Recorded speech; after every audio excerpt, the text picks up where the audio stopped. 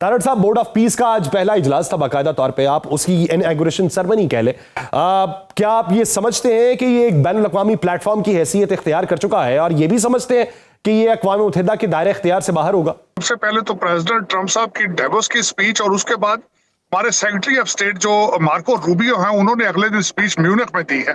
ये दोनों तकारीर सुनने के लायक हैं। उसकी वजह यह है कि उन्होंने इसमें अपने तहफ़्फ़ुज़ात का इजहार किया है कि किस तरीके से जो 1945 में after the second world war जो ऑर्गेनाइजेशंस बनाई गई थी वो किस तरीके से गैर फाल हो चुकी हैं। तो दर हकीकत अंडर दीज सर्कमस्टेंसेस, और फिर उसके बाद जो सोने पे सुहागा ये था कि पिछले 12 साल अमेरिका की वीक फॉरेन पॉलिसी का 4 ममालिक ने खुल के फायदा उठाया, जिसमें इजराइल, भारत, रशिया और चाइना था। तो उन चीजों को बैलेंस करने के लिए जरूरी था कि हम ख्याल कंट्रीज जिनके इंटरेस्ट कॉमन है वो मिल के एक टेबल पर बैठते और मसाइल का हल निकालते। और यहाँ पे एक पॉइंट ये भी अर्ज करना चाहूंगा कि ये सारे कॉन्फ्लिक्ट जो है दुनिया में इस वक्त डोनाल्ड ट्रंप साहब ने इनको इनहेरिट किया है। इनके पहले दौर के अंदर एक भी कॉन्फ्लिक्ट स्टार्ट नहीं हुआ। तो इसके लिए जरूरी था कि चंद हम ख्याल कंट्रीज इकट्ठे हों और एक ऐसा प्लेटफॉर्म जो है उसको ज्वाइन करें ताकि मुश्तरका मुफादात को प्रोटेक्ट किया जा सके। तो मेरे ख्याल में ये जो बोर्ड ऑफ पीस का इनाग्रल इवेंट है बड़ा इंपॉर्टेंट है, जिसमें एक बहुत काबिल फख्र बात है कि हमारे पाकिस्तान के प्राइम मिनिस्टर जो है वो उसमें हिस्सा लेंगे और अपने पाकिस्तान का जो इंटरेस्ट है उसको प्रोटेक्ट करेंगे और अपना हिस्सा डालेंगे। और बल्कि इसमें खास कर एक बात है कि इस पे देखना ये होगा कि पिछले 4 साल एक वजीर आजम जो बाइडन की कॉल का इंतजार करता रहा, वो कॉल ना आई। और आज आप देख लें कि पाकिस्तान किस तरीके से ना सिर्फ पाकिस्तान की नुमाइंदगी कर रहा है बल्कि अपने खित्ते की एक अपने रीजन की नुमाइंदगी कर रहा है और मुसलमानों के इंटरेस्ट को। अच्छा तारड़ साहब, एक चीज और बताइए। बहुत सारे लोगों का ख्याल सर ये है कि बोर्ड ऑफ पीस जो है ये इजराइल के मफादात का तहफ़्फ़ुज़ करने के लिए कुछ हम ख्याल लोगों को जमा किया गया है। ये एक आम तासुर पाया जाता है। इधर पाकिस्तान में भी बेशुमार जो मुखालिफ आवाज़ें हैं या मुखालिफ नज़रियात हैं वो ऐसी आरा रखते हैं कि पाकिस्तान जो है इसका हिस्सा क्यों बना, ये तो इजराइल के मफादात का तहफ़्फ़ुज़ है। ये कैसे इलेबोरेट किया जा सकता है कि इजराइल एक अलग एंटिटी है, बोर्ड ऑफ पीस एक अलग मंजरनामा है, और वहां पे तहफ़्फ़ुज़ इजराइल को नहीं गजा को मिलेगा, या उसके मुहर्रिकात कुछ और होंगे? देखिए, इसमें जिन लोगों की तरफ आप इशारा कर रहे हैं उन्होंने तो तनकीद पर तनकीद करनी है। उन्हीं में से कुछ लोग ये कहते हैं कि शायद बीबी नेतन्याहू के साथ इस टेबल पे बैठेंगे तो शायद पाकिस्तान इजराइल को रिकॉग्नाइज करने जा रहा है। हालांकि मैं इसको कंडेम करूंगा। इस पे अपना पॉइंट ये बताना चाहूंगा कि पाकिस्तान तो यूनाइटेड नेशंस में भी बैठता है, वहां भी इजराइल बैठता है, लेकिन जिन लोगों की तरफ आपका इशारा है उनका इंटरेस्ट पाकिस्तान के इंटरेस्ट के साथ अलाइंड नहीं है।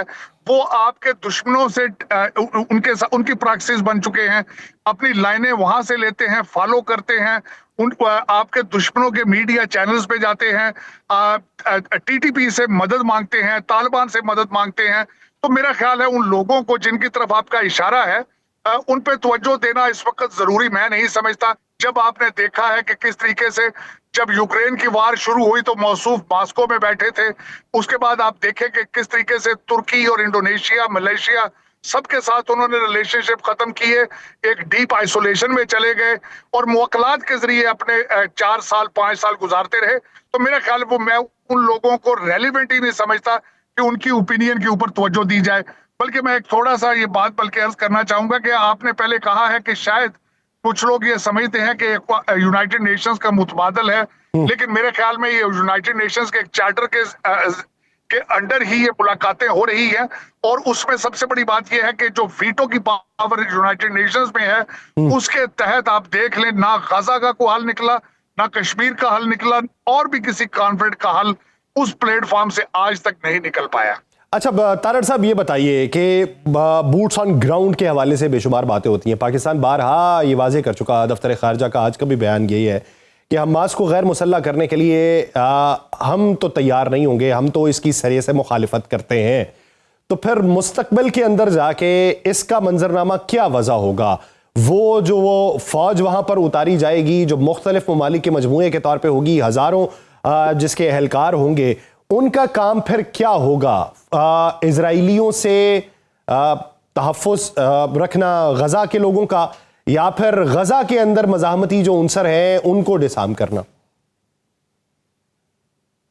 देखिए, इसमें मैं 3 पॉइंट्स आपके सामने रखना चाहूंगा।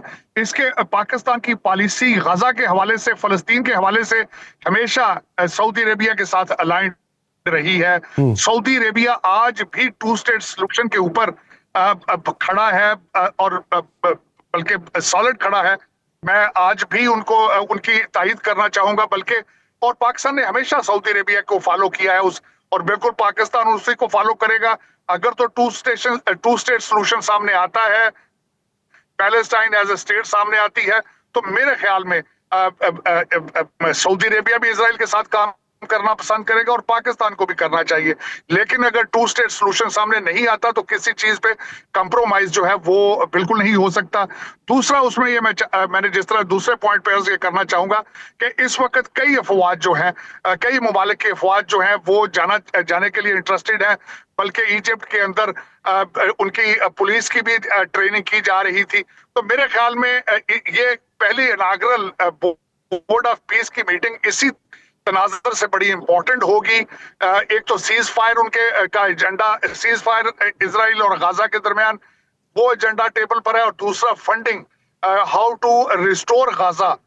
लेकिन मैं कथा कलामी के लिए माजरत चाहता हूं तारर साहब, सीज फायर का जो मंजरनामा है आप ये देखिए कि उसके बाद से अब तक 600 से ज्यादा शहादतें हो चुकी हैं, 1300 से ज्यादा जख्मी हैं। फंडिंग की आप बात कर रहे हैं, फंडिंग के हवाले से अभी सिर्फ कयास आराइयां हैं या यकीन दहानियां $5 अरब की, मजमूई तौर पे $70 बिलियन वहां पे लगने जो गजा को रिस्टोर करने के हवाले से हों, तो फिर क्या समझें कि दहाई दर दहाई ये मंजरनामा चलता रहेगा? मेरे ख्याल में इस वक्त अगर देखा जाए तो मेरी नजर में डायलॉग जारी है, ईरान के हवाले से भी जारी है। सऊदी अरेबिया ने बड़ी स्ट्रॉन्ग स्टेटमेंट दी है 2 स्टेट सॉल्यूशन के हवाले से। उन्होंने कहा कि हम टेबल पर किसी और टर्म पर नहीं आएंगे जब तक 2 स्टेट सॉल्यूशन सामने ना आए। तो मेरे ख्याल, और दूसरा आपने देखा होगा कि प्रेसिडेंट ट्रंप जो है एक नॉट अ ट्रेडिशनल प्रेसिडेंट। अगले दिन आपने उनकी एक बहुत बड़ी तकरीर सुनी है जिसमें Marco Rubio, secretary of state, ने कहा है कि हम प्रेसिडेंट ट्रंप जो है तो वो खामना ईरान के जो लीडर हैं उनके साथ भी बैठने के लिए तैयार हैं। माजी में किसी सदर के पास इतना पॉलिटिकल कॉन्फिडेंस, पॉलिटिकल इक्विटी नहीं थी कि वो इस तरह की बात कर सके। तो मेरे ख्याल में Donald Trump is working hard, किसी न किसी तरीके से दुनिया के हर कॉन्फ्लिक्ट के बारे में is very interested to resolve it. और उन्होंने ये इनहेरिट किया है, उनके दौर में एक भी कॉन्फ्लिक्ट शुरू नहीं हुआ। तो मेरे ख्याल में डोनाल्ड ट्रंप साहब अपना भरपूर जोर लगा रहे हैं, बल्कि उन्होंने कई दफा इजराइल को नाराज किया है इस चीज पे, और वो बिल्कुल अपनी गाइडलाइन जो है वो इजराइल से नहीं लेते। मेरे ख्याल में Donald Trump is the only president, last president में भी जहां हम सोच सकते हैं कि पैलेस्टीन के बारे में या पीस के बारे में बात हो सकती है इजराइल और गाजा। अच्छा, आप मेरा एक आखिरी सवाल तारर साहब, आप समझते हैं कि वेस्ट बैंक के ऊपर जो वहां पे रजिस्ट्रेशन का अमल शुरू किया गया जिसकी मजम्मत पाकिस्तान समेत 8 इस्लामी ममालिक ने की बशमूल सऊदी अरब के, बोर्ड ऑफ पीस के अंदर ये मामला भी उठ सकता है और वहां पे ये जो मजम्मत है इसी की बुनियाद के ऊपर इजराइल को रोका जा सकता है? पीस की एक तो इनाग्रल जो मीटिंग हो रही है, इसमें ना सिर्फ जो ममालिक जो इसके मेंबर हैं उनकी गुडविल स्टेक पर है, बल्कि प्रेसिडेंट ट्रंप की गुडविल भी स्टेक पर है। डोनाल्ड ट्रंप साहब को भी कुछ ना कुछ डिलीवर करना होगा, वरना दुनिया देख रही है कि उसके बगैर, अगर इसमें जो मेन ऑब्जेक्टिव था वो गाजा है, अगर बोर्ड ऑफ पीस गाजा का सलूशन नहीं निकाल सकता तो फिर पीस के लिए दुनिया एतबार नहीं करेगी। तो मेरे ख्याल में it's a very serious discussion. Pakistan के लिए एक बड़ी काबिल फख्र बात है कि वो इस बोर्ड का हिस्सा है, it's a matter of pride. और पाकिस्तान बिलखसूस जो एक नया मार्का हक के बाद एक नया रीजनल लीडर बन के उभरा है, मेरे ख्याल में रिमार्केबल है। पाकिस्तान की आज defence military diplomacy is working in from every aspect regarder. अगले दिन यूएई में हमारे फील्ड मार्शल साहब थे, टर्की के साथ रिलेशनशिप, इजिप्ट के साथ और सऊदी अरेबिया रिमार्केबल। और मैं समझता हूं कि बोर्ड ऑफ पीस का फ्यूचर बड़ा ताबनाक है और पाकिस्तान का रोल जो है वो काबिल-ए-सताइश।